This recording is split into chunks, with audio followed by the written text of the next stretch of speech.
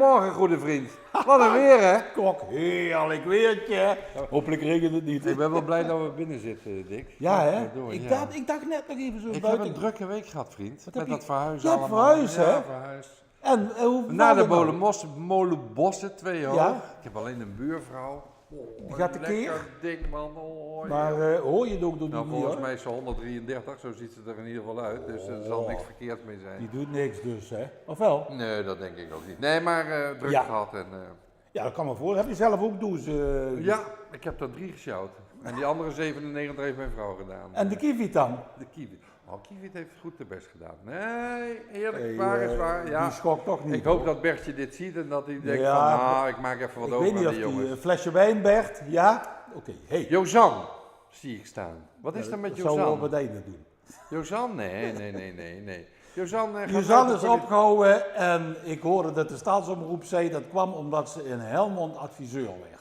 In de krant staan zo'n artikelen dat ze stress heeft met die hele VVD en de staatsomroep zegt, Het is wel opruiming hier in die dat gemeente. iedereen gaat weg, hè? Wat zou de oorzaak zijn? Ik denk BMW. Denk je niet? Nee, ik heb geen BMW, ik heb een Kia. Een Kia? Ja, ik heb Ton geen Heerschop? BMW. Ja. Nee, maar het is wel opruimen, dus dat is ook geen... Maar goed, leuk voor Jozan, een nieuwe uitdaging. Ja, dat Misschien, geloof ik ook wel, want ze kwam Misschien uit... ook eens een keer een nieuwe man of zo, dat is ook... Maar Sjoerd is wel aardig. Hè. Sjoerd is een aardige vent. kerel, ja. Nee, dat moet ik... Leuke kinderen, echt een hoeksteen van de samen. Zelf gemaakt, zei Jozan. Ja, Oké. Zelf gemaakt. Dus je hebt contact met haar. Ik heb wel contact met haar. Heel fijn. Nou, Satijn ook. Oh, ja, daar hadden we vorige week al iets over gezegd. Maar nou heb ik gelezen dat hij een nevenfunctie gaat doen. Muntmeester. Ja, bij de Koninklijke Munt in...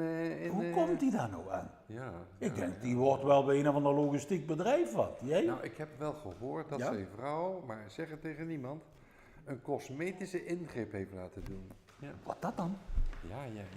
heeft hij laten- Hij wordt muntmeester, want dat kost natuurlijk toch nogal Ja, wat. Maar ja. hij maakt eigenlijk zijn eigen muntjes. Dat maakt daar niks uit. Nee, Ja. die Wat is zijn heeft, vrouw? het gat in de hand dicht laten maken. Ja, echt waar.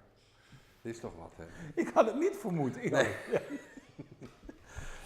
kijken. Ja, de horeca in Venlo, hè? FM dicht. Ja. De kluis dicht. De kluis dicht. Herman Poels, hoe heet dat ding? Opmerkelijk dicht.